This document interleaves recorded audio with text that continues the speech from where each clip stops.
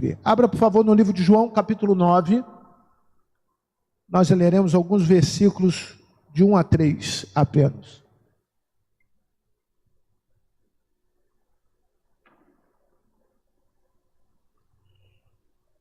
Você que esteve na quarta-feira passada conosco, faço um convite para que você volte na próxima quarta-feira. Teremos um convidado onde vai estar falando sobre libertação. E, obviamente, numa quarta-feira com 40 minutos, nós não aprendemos tudo sobre libertação. Não tenho a menor dúvida disso. E não há nenhuma pretensão, pelo menos acredito, dos pregadores, ao terem a oportunidade de falar alguma coisa sobre algum tema, esgotar o tempo. Me perdoe, esgotar o tema no tempo que lhe dão, porque são muito grandes, são vastos. Mas uma coisa que eu quero pegar da quarta-feira, antes de nós lermos esse texto, em João capítulo 8, é o seguinte: a Bíblia tem inúmeros processos para a pessoa se encontrar com Jesus, inúmeras experiências, do Velho Testamento ao Novo Testamento, até o dia de hoje. Mas o capítulo 8 de João, vou repetir para você isso, o capítulo 8 de João é o que retrata com mais profundidade e com uma relevância extrema para o cristianismo sobre o tema libertação. Então, você querendo entender mais sobre o tema, antes de você ler Rebeca Brau, mas qualquer outra referência, leia João capítulo 8. Daniel Mastral, leia João capítulo 8.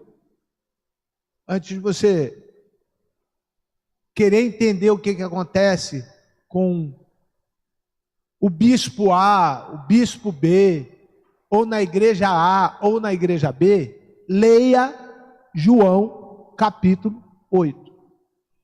E aí você vai aumentar a régua, você vai suspender a régua em relação ao tema. Por quê?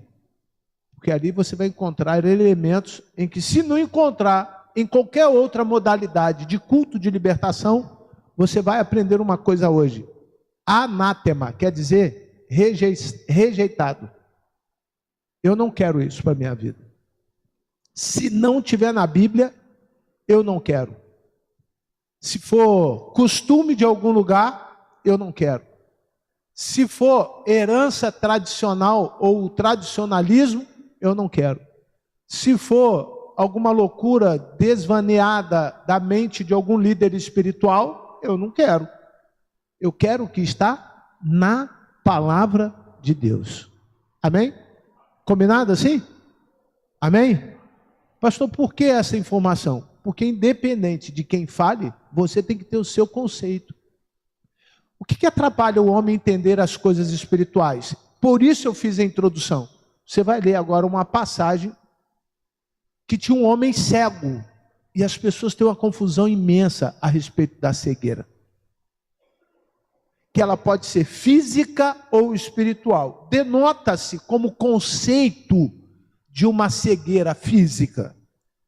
É o nome ou condição que afeta as pessoas na incapacidade de enxergar, ou que passa apenas um resíduo pela visão, sendo assim difícil a realização de tarefa, que é a unidade das cores. Olha que coisa interessante, presta atenção no conceito. Tenho certeza que alguém, por algum momento, achou que não ia poder mais enxergar. Procurou um oftalmologista e ele disse o quê? Você está precisando de um óculos com grau. O que é um óculos com grau? De alguma maneira, seus olhos perderam a capacidade de enxergar sozinho. Mas a falta da capacidade de enxergar sozinho, e eu observo aqui que nós temos 1, 2, 3, 4, 5, 6, algumas tantas pessoas como eu, preciso de óculos, porque a capacidade de enxergar diminui. Mas a cegueira, segundo o conceito de cegueira, é a condição que afeta de forma permanente alguém de enxergar as cores e as coisas. Tem alguma associação com o que nós falamos há pouco a respeito da libertação? Claro que tem. E qual a primeira associação? Se eu não consigo enxergar, eu posso precisar ou de um óculos para me ajudar. Se for falta da capacidade parcial, um óculos ajuda. Se você puder me ajudar com essa analogia, pensar um pouquinho nisso, tire o óculos agora, você que é dependente de óculos, e pegue a Bíblia e leia. Areal 8, essa biblinha com a letrinha desse tamanhozinho, como que vai ficar? Embaralhado, embaçado. Você tirou, agora você bota, por favor, o óculos. E eu estou, qual é a sensação que dá? Estou vendo. Então, a ferramenta que faz você ver, fisicamente nós demos o nome de óculos, mas espiritualmente, prepara o glória, é o Espírito Santo na tua vida. Vou repetir. Fisicamente nós demos como referência o óculos, para te ajudar a ler, enxergar, traduzir a vida. Mas espiritualmente, a igreja precisa também de uma ferramenta. Qual é? O Espírito Santo. Porque se não tiver o Espírito Santo, você não consegue enxergar. Ou se acha que enxerga, está enxergando pouco. Porque humanamente você consegue enxergar as coisas espirituais humanamente. Você não consegue discernir, enxergar as coisas espirituais se não for com os óculos o quê? Espiritual. E quem nos dá essa ferramenta? Jesus. O Espírito Santo nos dá essa ferramenta. Então, a libertação, ela não é apenas uma questão física e fisiológica. Eu estava parcialmente cego, me deram um óculos. Não é só isso. Depende também de um conceito espiritual. E que conceito é esse?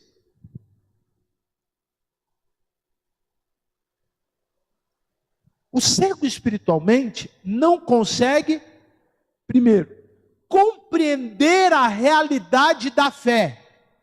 Você pode repetir só para memorizar? Compreender a realidade da fé. O cego espiritual, ele pode até ter tido contato com o Espírito Santo, mas ele, por natureza espiritual, ele não compreende a realidade da fé. Se você ler, vou fazer uma pergunta para você entrar no mesmo espírito. Se você ler a história da Arca de Noé, sem fé você consegue acreditar que um homem velho, cansado, construiu um barco e todos os animais que tinham naquela época entraram naquele barco, passaram 100 dias chovendo, depois um ano inteiro para a água baixar, só porque Deus queria amar ele e a sua família? Sem fé, você não consegue acreditar numa história dessa. Você consegue acreditar numa história onde um homem pequenininho, entre tantos outros homens de um grande exército, destruiu, matou, cortou a cabeça, no final de uma tarde, de uma briga rápida, com uma única pedrada ele acertou exatamente no lugar onde que tinha que acertar e destruiu o maior opositor do povo de Israel, que era Golias, um filisteu brabo, muito forte. Sem fé você consegue acreditar nisso? Não. Tantas outras histórias maravilhosas.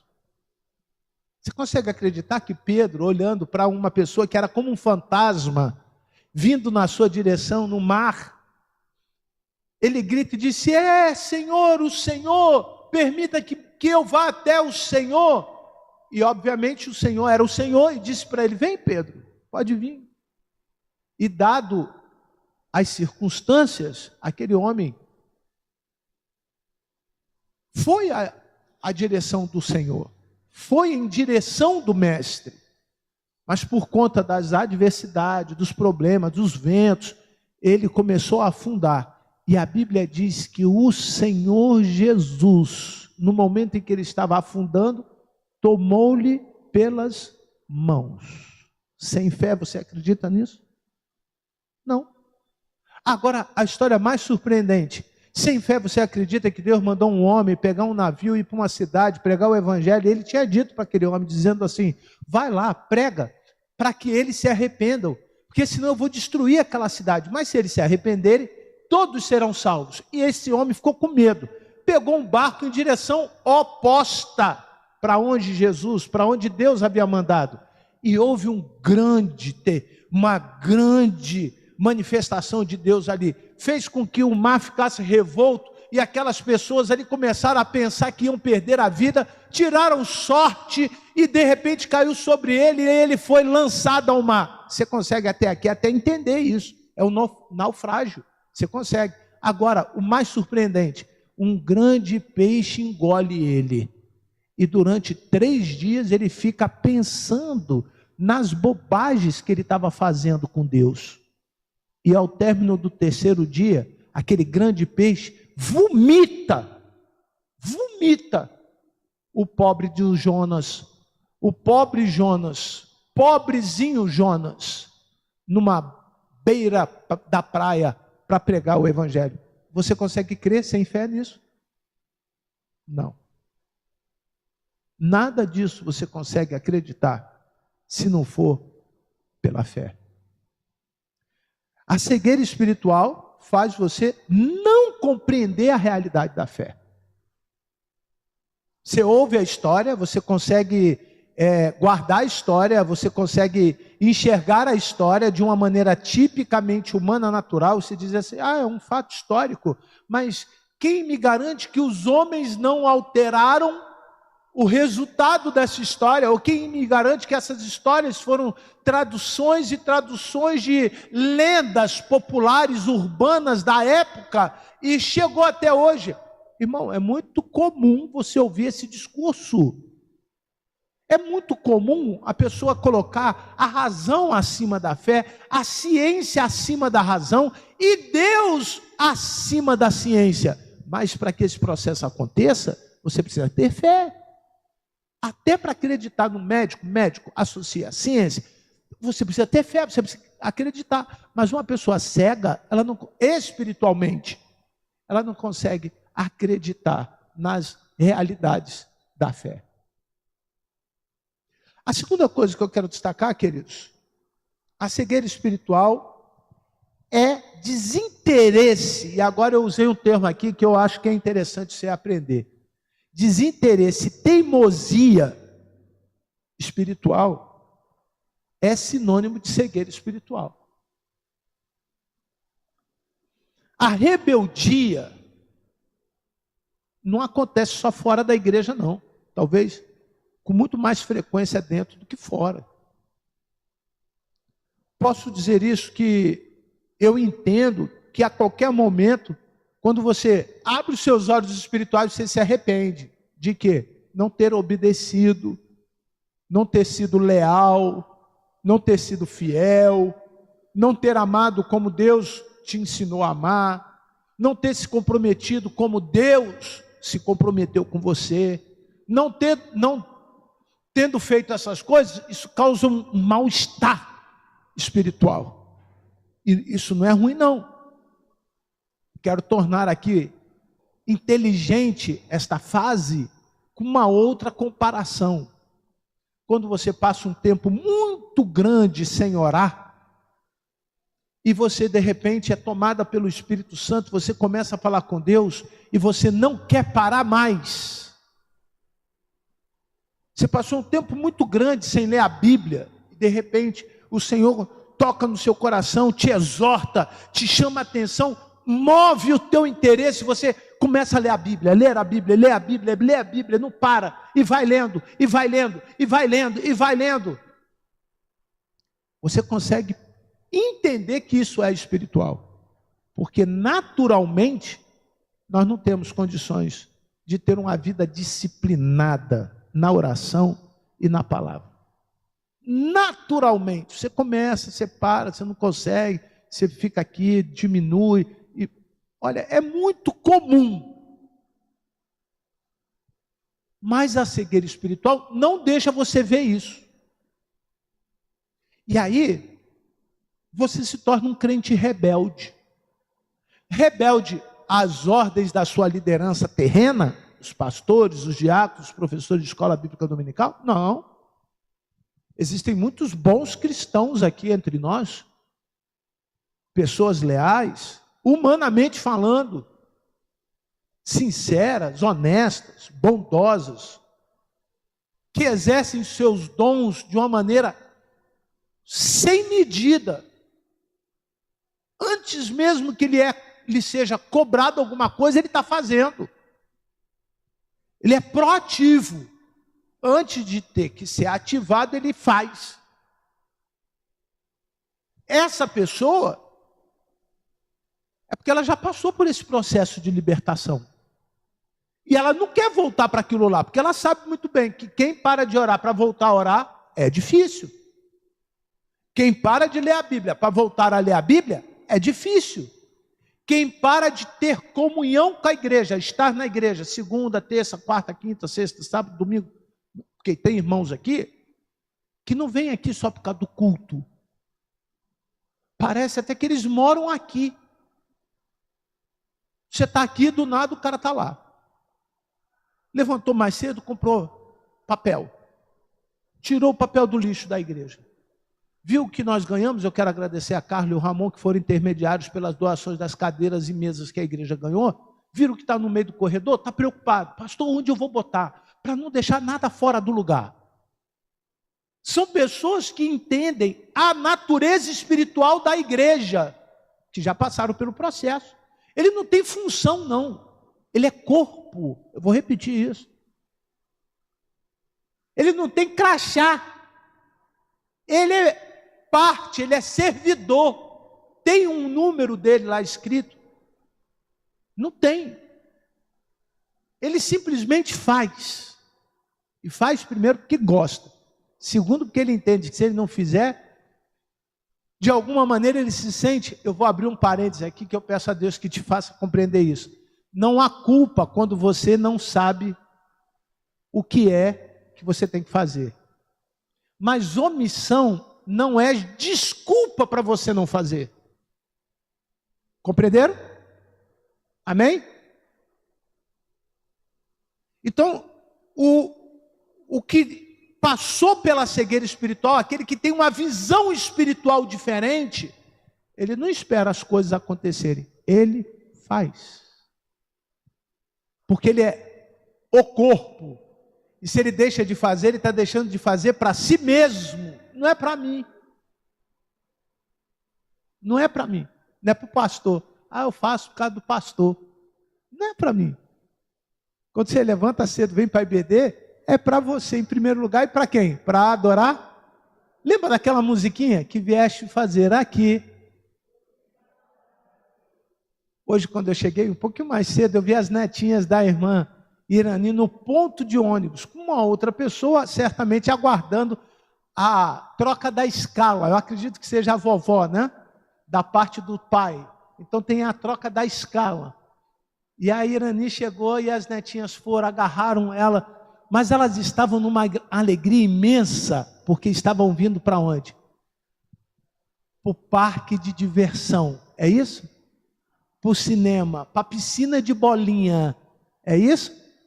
É assim? Elas estavam felizes ali, porque iriam para um lugar onde tinha muito pirulito, bombons, balas. É isso? Não. Elas já entenderam, de alguma maneira, que elas estavam vindo para a casa de quem? De Deus. Era uma alegria, irmão, contagiante. Me faz lembrar o que Jesus falou: deixai-os vir, os pequeninos, porque eles são o reino dos céus. Deixa eles virem. Fiquem incomodados quando tem alguém que grita, alguém que chora, porque isso é por um determinado momento, daqui a pouco cresce. Né? Não fica preocupado, deixa aqui, vai bater a cabeça no banco, vai sair andando debaixo do banco. Quantos dos nossos filhos, netos, quantos dos nossos feridos filhos passaram por aqui e alguns por alguma razão não estão? Alguns não conseguiram ver a importância de estar. Então, se você tem a visão espiritual, isso não te incomoda. Agora, quando você não tem visão espiritual, uma borboleta passou, tira a sua atenção, tira o desejo de ficar, tudo te incomoda, você acha que já não é o lugar mais confortável, que o som do barulho do ventilador está me incomodando porque tira a minha atenção, é a porta que fecha, é o irmão. Sabe o que muitas vezes eu fico preocupado? Irmão, o que tem aqui é suco, ou de pêssego, ou de qualquer outra coisa. É suco. E o que tem aqui é o quê? Água, porque o médico pediu para que eu bebesse bastante água. Então o celular toca, e tem hora que eu preciso beber água. Então eu pedi ao irmão, traz a água, mas não deixa de trazer o suco, porque o suco me alimenta, a água me hidrata. São coisas o quê? Diferentes.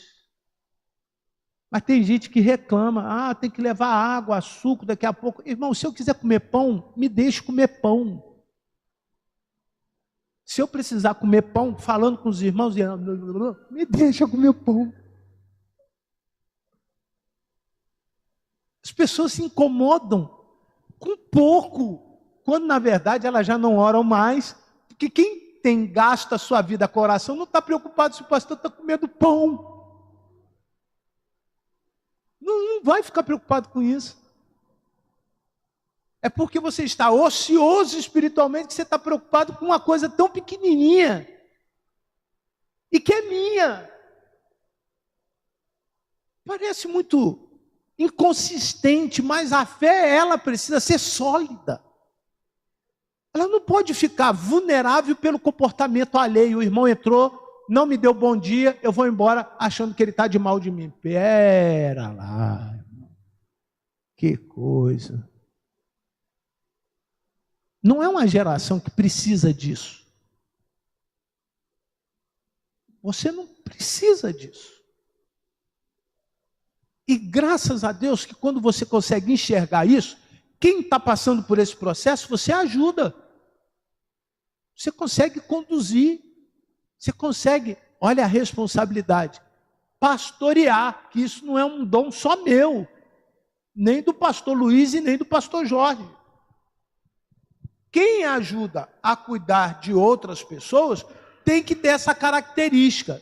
Uma pessoa que nós identificamos que tem essa característica é o pastor Lucas. Não foi para seminário ainda, não passou pelo concílio ainda. Uma outra pessoa, pastor José Trindade. Quantas vezes cuidou de pessoas no Mandela, cuida hoje ainda lá em Piabetá, mudou de lugar, mas não mudou o comportamento. Existem outros que têm a habilidade de cuidar de pessoas. Mas essa habilidade é porque ele tem uma visão espiritual diferente do cego espiritual. Como que um cego espiritual usa um cajado e uma vara, que são as ferramentas dos pastores? Não usa.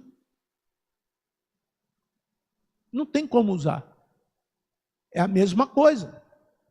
Se você pegar um serrote e der na mão de um cego e uma perna de braúna, uma madeira dura, é bem capaz dele cortar o dedo ao invés da madeira. Pastor, mas serrote, tá bom, vou dar uma maquita para ele. Ele vai cortar a mão inteira, menos a madeira. Porque ele está o quê? Com a ferramenta certa, com a necessidade certa, mas não tem como enxergar. Não tem como ver. Aplicados os conceitos, aquilo que eu quero definir como tese para o nosso culto nessa manhã, primeiro, vamos ler o texto. João 9:1. Vamos juntos? Enquanto Jesus caminhava, viu um homem o quê? Qual era a característica do cego? Ele nasceu cego. Será que é diferente de quem fica cego ao longo da vida? É. Esse que nasceu cego nunca viu. E o que já viu, sabe a diferença entre um e o outro. Agora, ambos sofrem. Ambos sofrem. Vou repetir isso para você. Se você tem sofrido espiritualmente, pode ser por falta de uma visão espiritual. Se você tem passado a vida inteira ao lado de um Deus que é grande, mas você está vendo pequenininho, falta algumas ferramentas aí para te ajudar você a ver Deus grande na sua vida. Se você tem vivido, mesmo eclesiasticamente, ou seja, a sua convivência na igreja é exemplar. Você não é rebelde, você não é desinteressado, você não é teimoso, você aproveita tudo que a igreja te oferece. Mas se isso não mudou a tua vida, se isso não foi o suficiente para você aceitar as verdades do Espírito Santo, entendê-las, aplicá-las e fazê-los crescidos espiritualmente, qual é a diferença? O crente que cresce não é um crente mimimi. Não é. O cara maduro é diferente do cara que não é maduro. Deu para entender? Amém? Amém? De verdade? Posso seguir? Se você passou por esse processo, cresceu, é de maneira clara que você sabe que o cego de nascença tem um comportamento e o cego que ao longo da vida ou por algum acidente, algum percurso, perdeu a visão é outro. Então vamos entender primeiro aquele que perdeu a visão. Dois sentimentos. Imaginemos que a pessoa reconheceu que Jesus era o Senhor e deixou o convívio da igreja. Primeiro sentimento de remorso, que é diferente de arrependimento. Tem muito crente que não se arrepende porque tem remorso. Para você identificar a diferença entre uma coisa e outra, você diz assim: no meu tempo da minha mocidade era diferente. É uma pessoa nostálgica, só vive de passado. Pastor, eu quando tinha 15 anos ganhei 3 pessoas para Jesus. Irmão, o irmão está com 85. Com 15, 85, já tem um lapso temporal de quantos anos? 70 anos. Bem, se a cada ano essa pessoa tivesse ganho os 3, vezes 70, são 210 membros. Essa igreja estaria explodindo gente pelo ladrão. Deu para entender? Mas ele tem um remorso. Ah, mas quando era a Jubace. Irmão, não é Jubace. Não é Centralenses, Jovens Unidos para Cristo. Nada disso, isso já passou. Isso já não tem nem mais sentido, porque a geração que viveu isso não é a mesma geração de hoje. Mas a igreja, de uma maneira retrógrada, de uma maneira de 113 anos, cultua o velho, adora o passado, quer eternizar o que não é eterno, porque a única coisa eterna neste lugar chama-se Jesus. A única coisa que não passa deste lugar é a palavra de Jesus. Eu passo, você passa, ele passa, nós passamos, vós passais, eles passaram. Você sabe como conjuga o verbo? Acabei de falar. Eles não deixaram de ter importância, mas passaram. E quem ainda não passou, vai passar. Os que passaram em Cristo estão na glória, e os que passaram sem Cristo? Os irmãos acham que todo mundo que foi membro da central vai para o céu. É assim? Pegar a lista dos que estão, a irmã Márcia Dias, que é a secretária, pegar a lista dos que estão no arquivo morto da igreja e falar assim: irmãos, esses irmãos, todo mundo aqui que morreu vai para o céu, foi para o céu. Nós vamos encontrar todo mundo no céu. É isso? Não. Então eu preciso trocar o remorso pelo arrependimento. As experiências dessas lideranças do passado, elas só nos servem como marco de referência para o crescimento no futuro, mas não é a experiência que eu devo seguir. Eu preciso me ver livre disso. Eu preciso jogar isso para fora. Senão nós vamos continuar sendo a coisa que nós somos, sem muita característica de Deus eterno. Porque o Deus eterno, o que não muda é a essência, mas toda a sua palavra, ela se recoloca na sociedade de acordo com a necessidade social. Entende o que está acontecendo? Pastor, qual é a segunda coisa? O senhor falou que era o remorso. O segundo é a culpa. Quem se arrepende está livre da culpa. Arrependeu, Jesus perdoou o pecado, está livre da culpa. Quem não se arrepende, remorso, carrega o quê? Culpa. O crente arrasta a vida dele, arrasta a vida da família dele, arrasta os vizinhos dele, arrasta a igreja dele, arrasta o pastor dele, arrasta a geração toda. Pastor, tem alguma coisa na Bíblia para fundamentar o que o senhor está falando? A geração de Moisés. Uma geração que podia viver feliz, estava sempre reclamando com o que não tinha onde? No deserto. Moisés, lá no Egito a gente tinha isso, a gente tinha aquilo, a gente tinha aquilo outro, a gente tinha aquilo outro, a gente tinha aquilo outro. Mas lembre, irmão, que lá você também tinha sua orelha furada e você era o quê? Escravo. Agora aqui, as suas orelhas já tamparam e você é livre em Cristo Jesus. Sem culpa, eu não tenho mais culpa.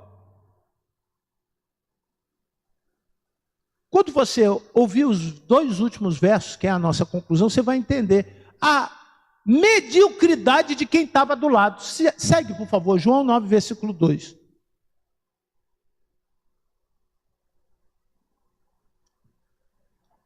Leiam e vê se você não concorda comigo. E os discípulos perguntaram, por favor, quem pecou para que este homem nascesse o quê? Qual era a possibilidade do pecado fazer aquela pessoa nascer cega? Muitas. DST, AIDS, diabetes.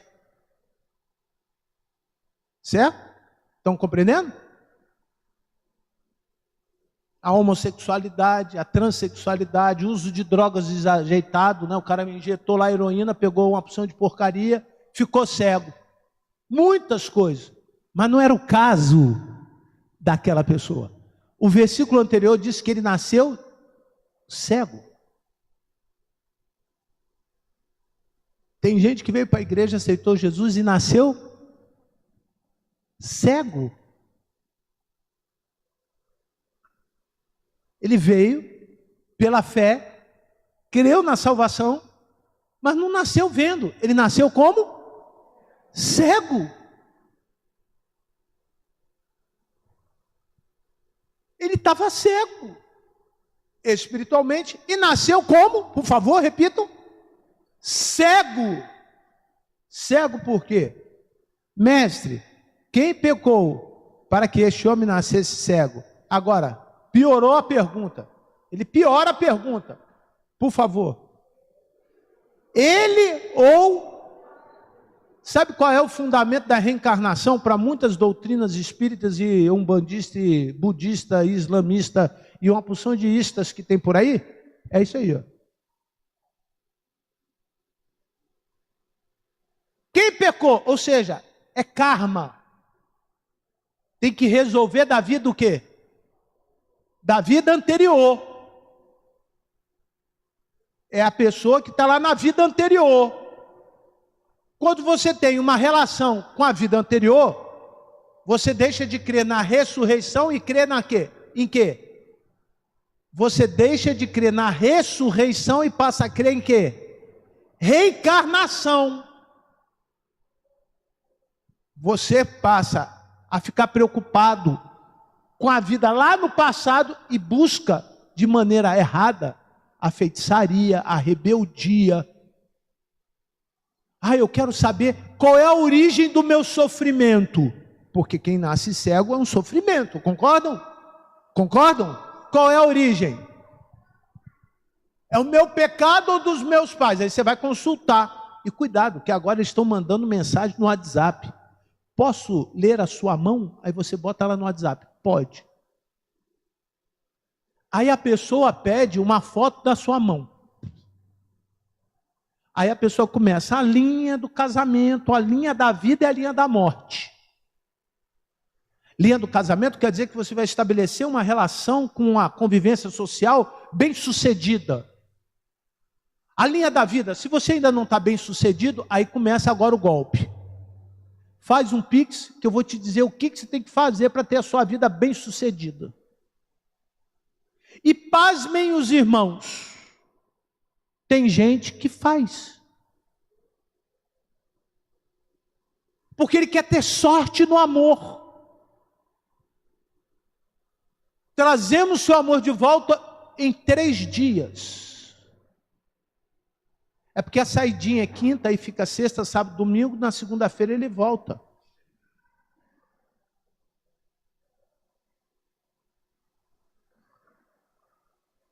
Vocês entenderam? A piada. Porque é uma piada. E tem crente que acredita nas piadas.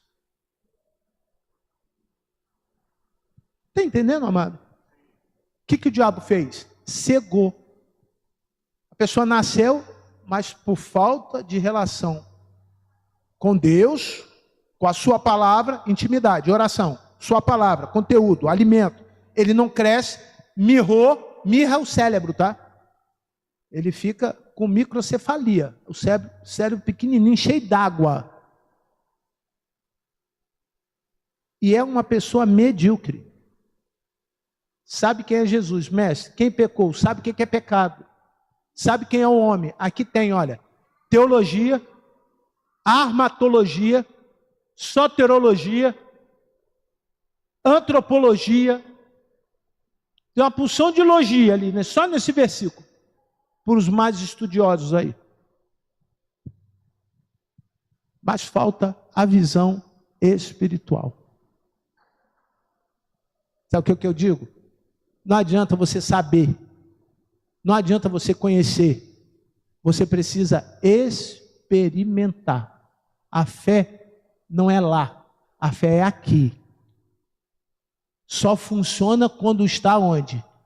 Aqui. E quando aqui tem remorso, tem culpa. Mas quando tem arrependimento, prepara o glória, tem perdão. Aleluia. Quando tem remorso, carrega o quê? Culpa. Mas quando tem arrependimento, tem o quê? Perdão. Já imaginou você sair daqui perdoado? Só lembrando que Deus sabe como está teu coração. Você não precisa falar. Precisa confessar. É bom que confesse. Isso é remédio. Isso é remédio. Mas Deus sabe como está o seu coração. Por último, verso 3, 9:3.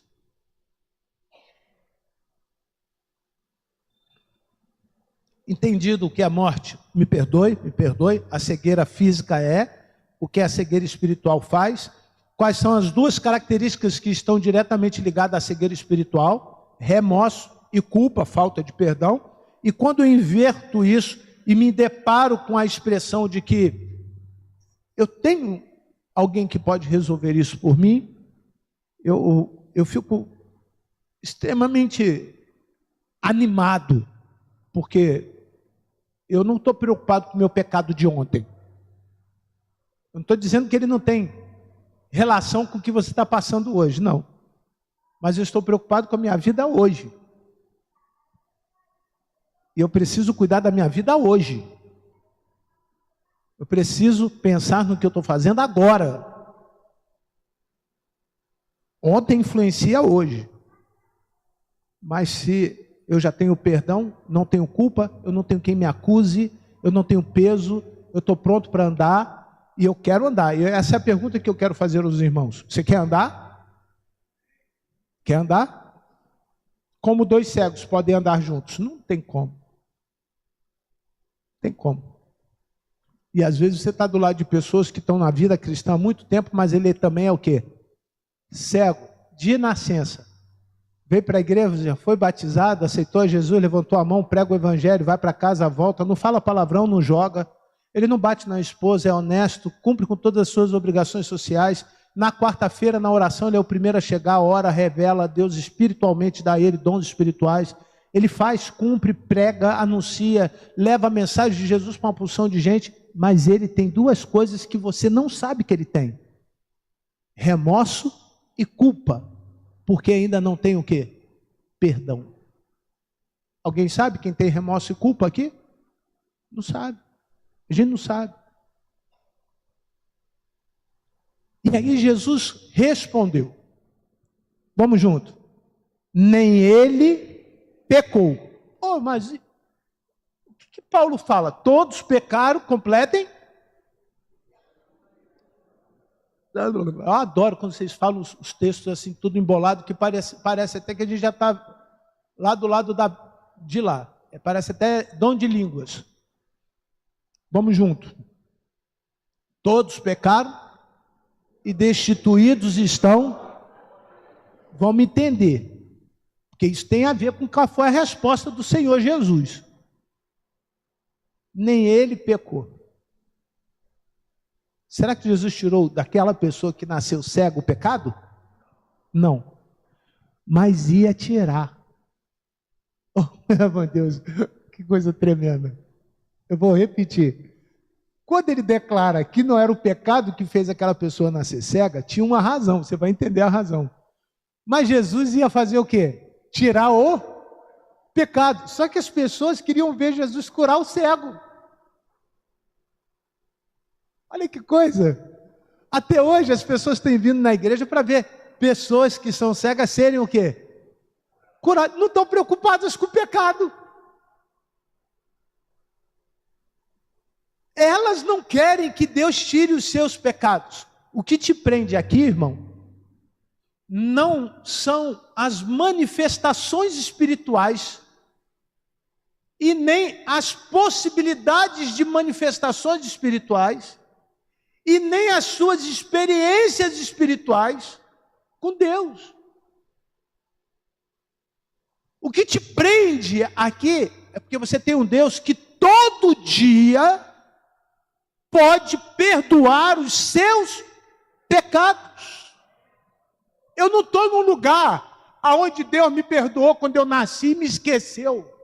Aí eu acendo vela, corto a cabeça da galinha, faço uma porção de coisa para lembrar esse Deus. Eu não estou num lugar onde eu tenho que pegar um chicote todo final do mês e sair me dilacerando, batendo nas costas. Eu não estou num lugar desse. Eu não estou num lugar onde eu tenho que subir escadaria. Ou então lavá-la. Eu estou num lugar onde tem um Deus que depois que me pegou pelas minhas mãos e me deu perdão, Ele me perdoa todo dia. Que coisa maravilhosa. Seu pecado de ontem, Jesus já esqueceu. Sabia disso? Já imaginou se fosse acumulativo? Já imaginou, não? Hein? Nasci, começa a contar. Então tinha um pecadômetro, um mural, igual como tem um impostômetro lá em São Paulo, que vai contando os impostos que caem. Todo mundo sabe, está lá na avenida lá. Eles querem botar um aqui no Rio. Mas imagina que você nasceu, tem lá, nascido dia 6 de julho de 1970. Quem nasceu nessa data? Eu. Me disseram que vai ter festa surpresa. Eu não posso saber. E aí, a partir daquele dia, começou a contar. Dia 1, 22 pecados. Dia 2, 22 pecados, mais 30 pecados. Quando eu fiz 15 anos, eu acho que eu pequei pra caramba. 1.328 pecados, mais 1.368 pecados que eu já tinha cometido. Aos 54, 500 e tantos milhões de pecados. Já imaginaram? Imaginou? Sabe quem faz isso com você? Sabe? É o diabo. O diabo. O diabo é diabo, gente. Não brinque com ele. O diabo lembra do seu primeiro pecado. O diabo conhece você de tal maneira que ele sabe o seu primeiro pecado. E como o pecado ele traça uma linha de fragilidade do ser humano, bem, se eu pequei nisso, eu vou ofertar a ele isso para ele fazer o quê? De novo. E vou fazer isso de novo. E vai fazer isso de novo. E vai fazer isso de novo. E depois, de novo. E depois, novamente. E por último, depois de 500 e tantos milhões de pecados que eu cometi, eu continuo cometendo os mesmos pecados.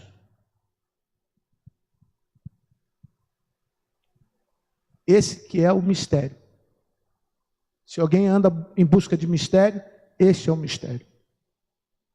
Se alguém anda buscando revelação, aqui está a revelação. Nem ele pecou, nem os pais dele. Não tem outra vida para você pagar o que você está fazendo, meu irmão. Não tem outra vida. E se tiver difícil de pagar, por isso que eu preciso do perdão. Porque perdão é pagamento, é prestação de conta. Quem prestou conta daquela multidão de pecado que eu cometi, que eu não ia ter como pagar, foi quem? Jesus. Não tem nem uma palminha para ele, não?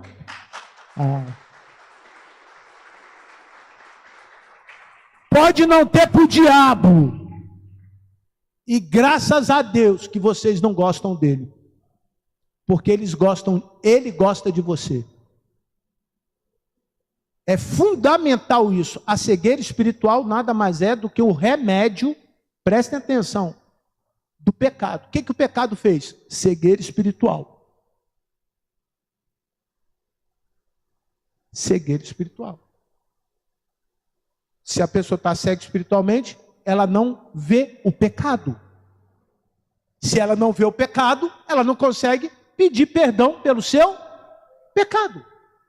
E se ela não confessar o seu pecado e pedir perdão pelo seu pecado, ela vai morrer aonde? No pecado. Então o diabo adora uma igreja cega. Pessoas que ou pela tradição, ou pela falsa interpretação da palavra, ou pelas tradições, as culturas que nós herdamos, acham que não tem pecado. Mas quando a igreja se humilha, diz: Senhor, nós temos pecado. E eu não vou terceirizar isso para ninguém. Não tem nada a ver com meu pai nem com a minha mãe. O pecado é de quem? É meu. Se liga aí, irmão. O pecado é seu. Cuida do seu. Se tem alguém que está cuidando do pecado alheio, você vai dar conta do seu. Se tem alguém preocupado com o pecado do outro, meu irmão, vai dar conta do seu. Já é demais. Lembra da hipótese? Da possibilidade de ter um pecadômetro lá? Um medidor de pecado? Já tem pecado demais para você tomar conta. Cuida de quem? Do seu. Ele não termina aí e diz: mas isso, agora, completem, aconteceu para que nele, ele pessoalizou. Podia ter acontecido em qualquer discípulo. Poderia ter sido com qualquer pessoa. Mas aquela experiência era de quem? dele. Não menospreze a experiência do seu irmão. Não dê menos valor. Quer ver uma maneira? Pastor, eu conheci uma pessoa que foi resgatada do tráfico. E ele está dando um testemunho maravilhoso, lá no meio da favela do Jacarezinho. Louvado seja o Senhor, amém, que o cara foi arrancado do tráfico. Não é diferente de quem não foi. Não é diferente. Não menospreze. Pastor, tem um menino que nasceu na igreja, está dando um testemunho maravilhoso lá na favela de Manguinhos. É a mesma coisa. Só que as pessoas não vão nessa opção. Elas vão aonde? Ex-bruxo, ex-macumbeiro, ex-prostituta, ex-dono da boca de fumo,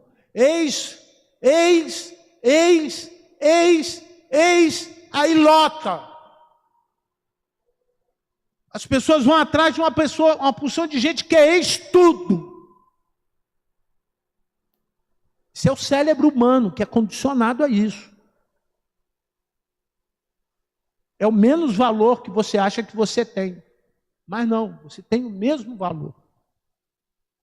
Não foi nem o seu pecado, nem dos seus pais. Não, porque meu pai era isso, minha mãe era aquilo. Irmão, que discurso medíocre. Que coisa pobre. Fala de você. Conta de você. A primeira vez que você viu Jesus. A primeira vez que você viu o céu. Eu tive uma oportunidade aqui, eu conversei isso há muitos anos atrás com a irmã Jocenira. Nós estávamos cantando e eu ouvia anjos na galeria cantando. Como aquilo edificou a minha vida. Este lugar é a casa de Deus. Aqui você tem experiência das mais diferentes. Não transfira as suas experiências para as experiências alheias, porque só serve para elas. Produza para você as suas. Produza a ponto de você entender que não tem mais culpa, que agora tem o quê? Perdão. E se tem perdão, o Senhor vai lhe acrescentar a direção. O Senhor vai lhe dar entendimento, manifestação de glória. Não estou querendo empurrar uma nova doutrina, mas os irmãos, quando estão felizes, eu já falei isso aqui, é natural os irmãos baterem palma, louvarem ao Senhor. Não, pastor, isso não é coisa de batista, é coisa de servo que adora a Deus. Não é de batista, presbiteriano, assembleiano, universal, congregação. Não, quando eu estou feliz, eu glorifico a Deus. Ah, mas o senhor quer isso para quê? Eu não quero para mim não, irmão, eu quero para você. Eu já sei as responsabilidades que eu tenho no reino. E são muitas, algumas até que eu não gostaria de ter. Quer ver uma prova disso? Quantos irmãos que vieram no domingo? Que Deus deu a você o dom de abençoar vidas, abençoou vidas com as suas mãos. Foram 6 irmãs que vieram aqui na frente. Quantas irmãs? Pastor, minha mão pega fogo. Tu vejo um doente, eu vou lá, pum, oro, Deus está curando. Cadê a sua experiência? Nós vimos mais ou menos umas 8 pessoas que Deus deu agora a capacidade de falar. Eu lembro de alguns que estavam do lado de cá. Me lembrem se eu estiver errado aqui geograficamente. Não foi assim? Os irmãos que Deus abençoou para dar dom de cura estavam aqui. E os que Deus deu dom da palavra para pregar, falar, anunciar, estavam aqui. Aqui mais ou menos uns 5, aqui tinha mais ou menos uns 8. Você pregou? Quero falar de Jesus para você. Não quero ouvir, mas eu quero falar de Jesus para você. Não quero ouvir, mas eu vou mandar um WhatsApp para você falando de quem? Do jogo Flamengo e Fluminense. O Fluminense está no último lugar da tabela periódica. Tabela periódica, ó. Meu Deus.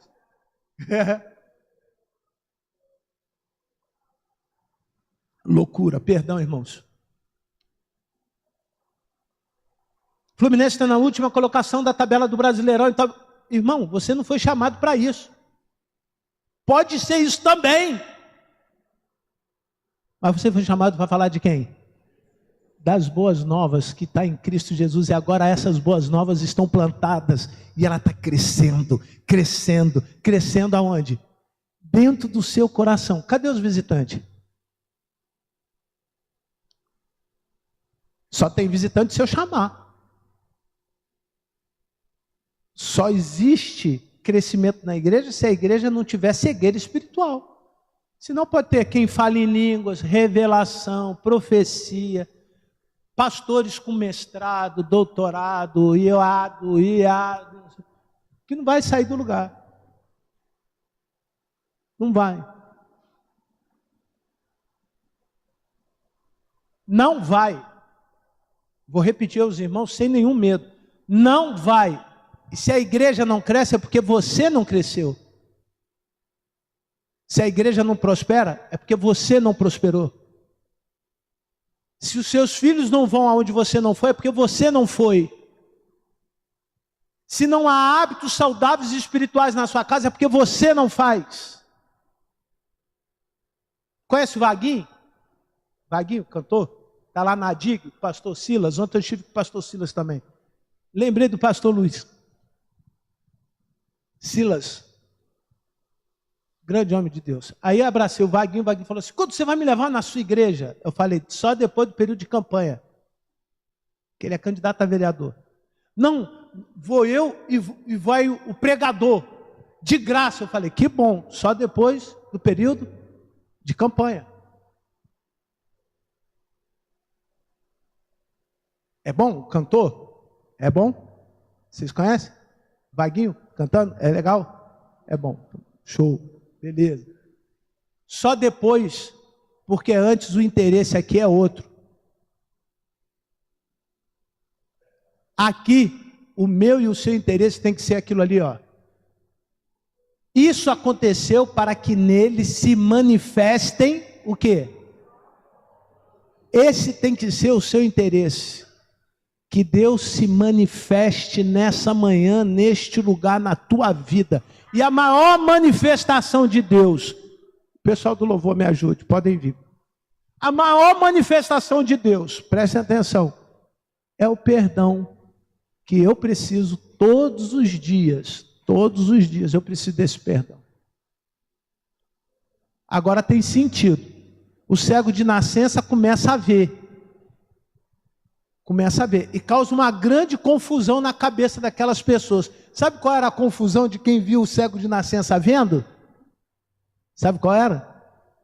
Esse era o menino cego, a pessoa cega de nascença mesmo? Ele passou a causar, com a sua vida, com o seu testemunho, ele causou muita incomodação na vida das pessoas. E com o seu testemunho, Aurélio, novo convertido, quantas vidas você está impactando com a sua conversão? Irmão Antônio, com a sua conversão, quantas pessoas você está impactando? Lá na frente, lá na portaria, Leandro, quantas vidas, Leandro? A Rita, são os mais novos. Rebeca, você não foi batizado agora? Na última turma? Quantas vidas você está impactando? Você que era cego e agora você vê. O que você está vendo?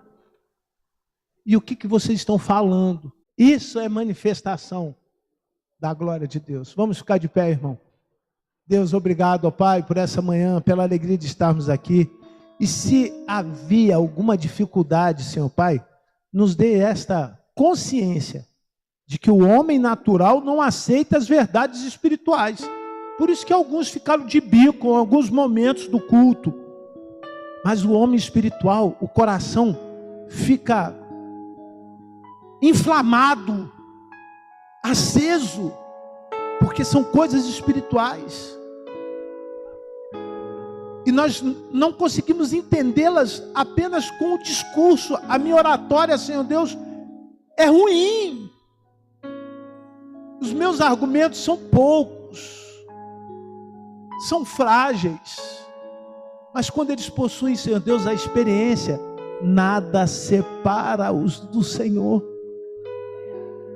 Nada separa aquele que tem experiência do Senhor. Nos dê experiência, Senhor Deus, como essa que há pouco foi dado como testemunho aqui. Nós temos muitas oportunidades, nos ajude a aproveitá-las. Senhor, se esta geração está afogando, nós queremos que esta igreja surfa nesta onda, de um tempo onde a incredulidade cresceu, mas aqui a fé está se multiplicando, a fé está crescendo, a fé está se tornando palpável, a fé está se tornando, Senhor, pessoal. Aleluia. Numa geração onde a Bíblia não tem valor, aqui os jovens estão preocupados em lerem mais. Numa geração que não ora, aqui querem orar. Numa geração que não pula, não canta, não adora, aqui nós queremos te adorar, Senhor. Este é o único propósito, Senhor. É o único desejo nosso, Senhor. É adorar o Senhor. É dizer o quanto nós te amamos com as nossas ações. Não é eu te amo, Senhor, simplesmente, Senhor, é com a vida. Toma, Senhor Deus, a vida da tua igreja nas tuas mãos. E nos torne, Senhor Deus, carvalhos de justiça. Aleluia. Em nome de Jesus.